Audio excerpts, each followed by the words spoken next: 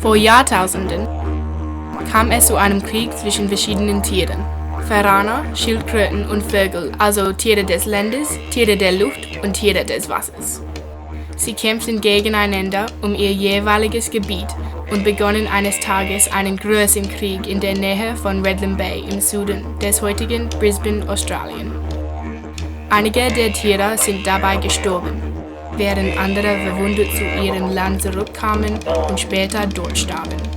Die jeweiligen Tiere wurden dadurch zu Totems. Die Berge im Süden von Brisbane, sagt man, erinnern an die Form des jeweiligen Tieres und werden auch nach ihnen benannt.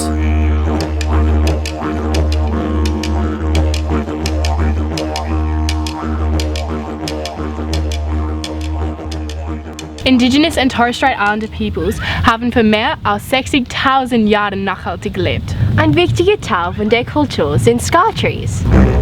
Scar-Trees verbinden die Menschen verschiedener Länder. Vorbeisehende finden Mitteilungen, die in Holz geschnitzt werden. Das können Wegweiser zu anderen Ländern sein oder Hinweise, wo Wasser gefunden werden kann. Menschen hinterlassen Essen in den Hohlräumen der Scar-Trees für die Reisenden, damit sie nicht hungrig sind. Dazu gehören kleine Tiere oder auch Bären.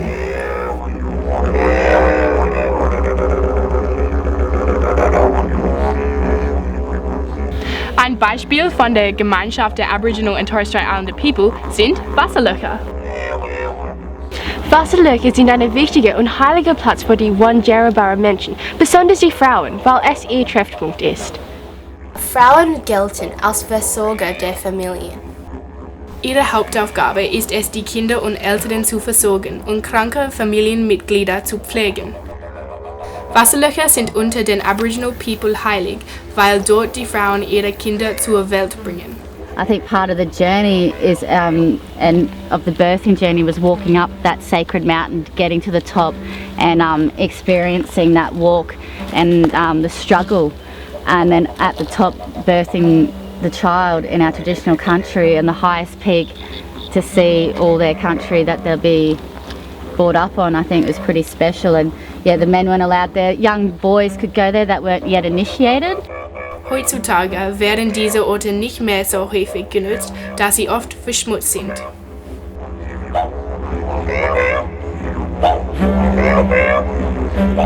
Aboriginal People essen viele heimische Lebensmittel, die reich an Vitaminen und Nährstoffen sind. Beispiele für dieses Essen sind Yams, Kakadu-Pflaumen, heimische Himbeeren und Sandpaper Figs. They used to actually grow yams and things like that along certain corridors, and areas like this would have been cultured with the plants that they wanted to harvest, and so you know their light burning practices and things like that would have always worked around these little groves of food where they were basically cultivating their own food. So this is the native yam, and this is a tuberous food and water storage for the vine, which is this little leaf here. Neben Nahrungsmitteln liefert die Natur der Aboriginal People auch Medizin und natürliche Heilmittel. Das hält die Menschen gesund und stark bis ins hohe Alter. I'm going to show you guys some awesome bush medicine tips. This one's a headache vine. It's a 3-leafed native clematis. This is actually a really good one for clearing your sinuses, and make sure you know what plant you're using before you try this at home.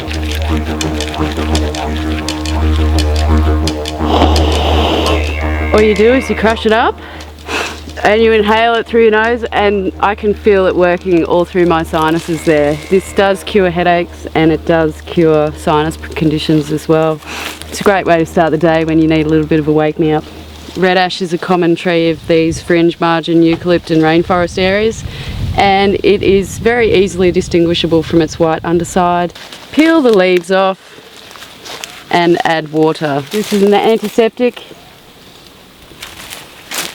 and it also makes soap. All you need to do is just keep rubbing your hands together and it lathers up like that.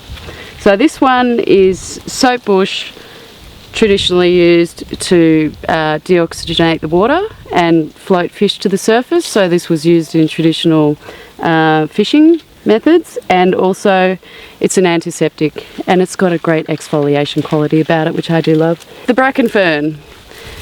Now this is a native plant. This is very excellent for ant bites, bee stings, anything that bites or stings. So all you need to do is remove the plant, as I've done. Expose the taproot. The new frond is known to work as well, but I find that the taproot is where the most medicine is found. So all I do is just get it broken out and you just dab it on, and it's not really juicy wet, but it's moist enough. Sometimes you may need to find a better root. This one's a good one. And basically you apply it to any bite or sting. Within 10 minutes you won't even notice it anymore.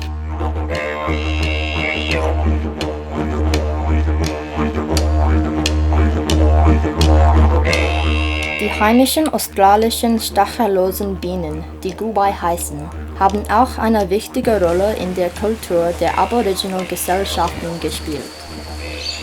Albert Einstein said without bees, human beings would cease to exist within 4 years. And so they're very important. Bees are responsible for pollination, which is what gives us fruit. Everything relies on pollination, everything. Crops, agriculture, animals, birds. And so for Aboriginal people, beekeeping was very important. And some of the uses that they would need bees for were for everyday things.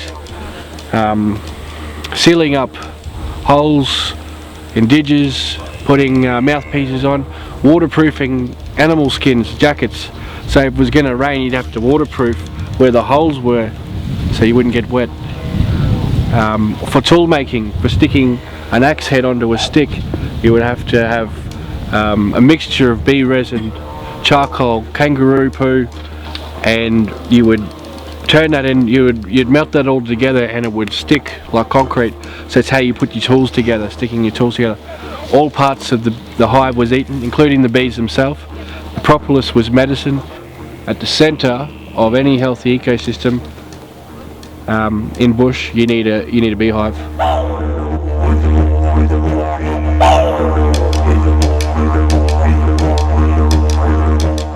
Dieses kostbare Ökosystem zu erhalten, hatten die Aboriginal People verschiedene präventive Techniken.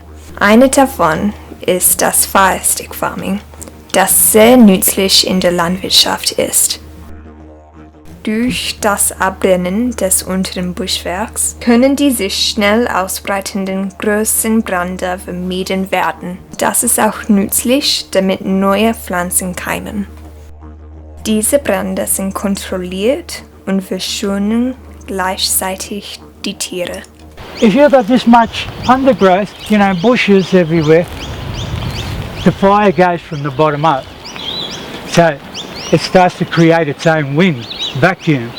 But if there's nothing to burn on the ground, the fire slows right down because it's hard to go from that canopy to that canopy. The fire could never get hot enough on this ground for that tree to go. So you can see how our fire stick farming was helping not only us but helping the environment, our animals, because the animals have to live in the environment too. So safety for the animals and somewhere for them to live as well as us was paramount. So we would always work to minimise the effects of bushfire and flood. And their land management with the burning and everything was all part of that process. It was all very intricately linked, where they would do a light burn off at the end of winter, and that would then create the food for them to come back to. So all that new grass all the wallabies and everything come back in there, so their food's there and they know where their food is. When they want it there, they go there. Die Ernährung, landwirtschaftliche Praktiken und kulturelle sowie kommunale Zusammenleben der Aboriginal People unterscheiden sich sehr von vielen anderen Kulturen. Aboriginal People haben sich von Obst, Nüssen und Würzeln aus ihrem Gebiet ernährt, die alle sehr nahrhaft und gesund waren. So hat zum Beispiel die Kakadu-Pflaume mehr Vitamin C als eine Orange. Der Respekt der Aboriginal Gemeinschaften für die Umwelt und Natur ist die Basis für ein nachhaltiges Leben. Orale Tradition und die Wertschätzung des Wissens der Älteren ist die Voraussetzung für das Überleben der Aboriginal Kultur und des tradierten Wissens. Entscheidungen werden von lokalen Ratsversammlungen getroffen, die das Wohlergehen der Gemeinschaft über das des Individuums stellen. Eigennutz, Macht und individueller Profit werden negativ bewertet.